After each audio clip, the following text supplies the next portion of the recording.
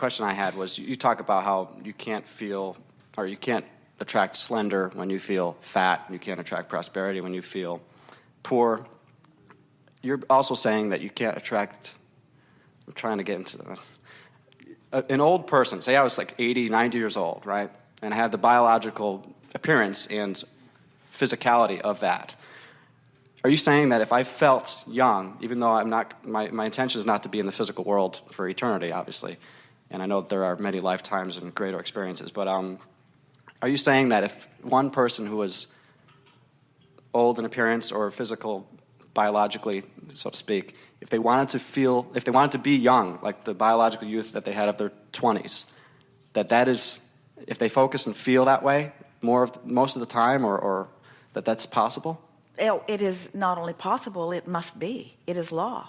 How in tune does one need to be in order for that to be the case? Because the reason why I asked that is... It's not as far-fetched as you think, because all it would require is caring more about how you feel than about the thoughts that you'd already trained yourself to think. And what it would require is caring so much about the way you feel that you choose your thoughts based upon how they feel rather than based upon what's common, which would make you uncommon, maybe even unpopular, maybe even misunderstood. Most people would maybe even think that you were a little nuts.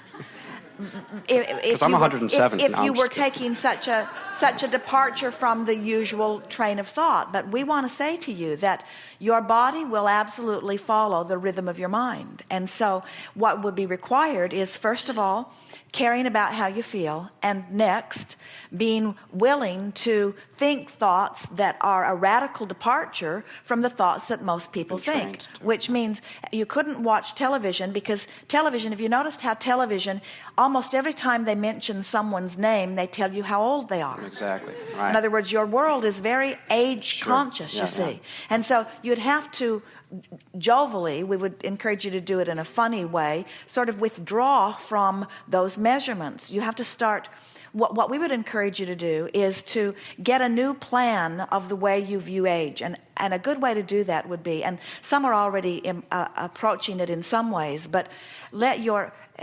Esther always, and Jerry, they play with the idea of, well, that's so many years in dog years, or that's so many years. In other words, they play with all of these different years because they are wanting to sort of shake up their perspective of time. And so there could be the actual chronological years that you've lived, or there could be the chronological years that you've claimed. Esther gave all of her birthdays to Tracy her daughter, until she passed her mother in age and refused to take any more of them. And it was good for Tracy, because Esther sent birthday gifts to her daughter. Giving her the birthday she really did give her birthdays. But Esther lied about her age for so many years that one day she heard her younger sister pronounce her age, and now her younger sister is older than Esther thought she was. Esther had completely lost track of her own relationship with her own age.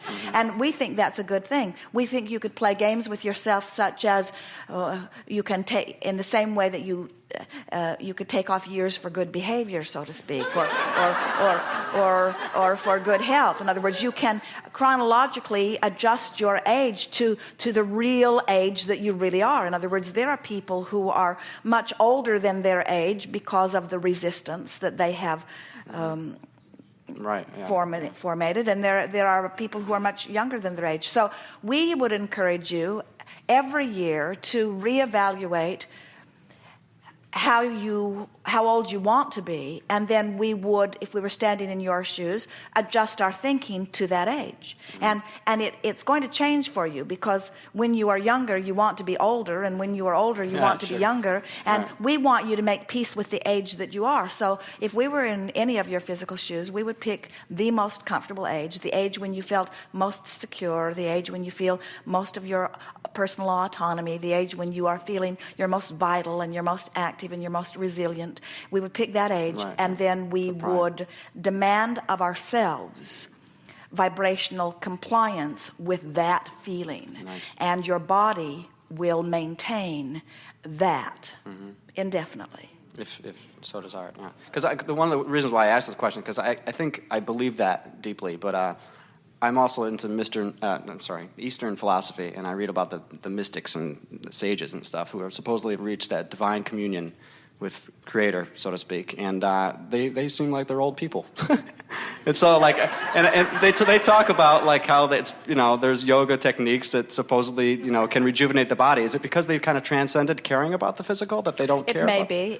It may be that they are not caring about it, and it may be, and that this is the part that we were giving you earlier. You yourself will, in other words, there are things about their maturing experience that they are actually finding satisfying that you may not understand. In other words, and so that's why we say you have to continually be the one that decides your new age relativity and then adjust to it. Okay. But there are all kinds of people who are around you who are at different ages than you perceive them to be.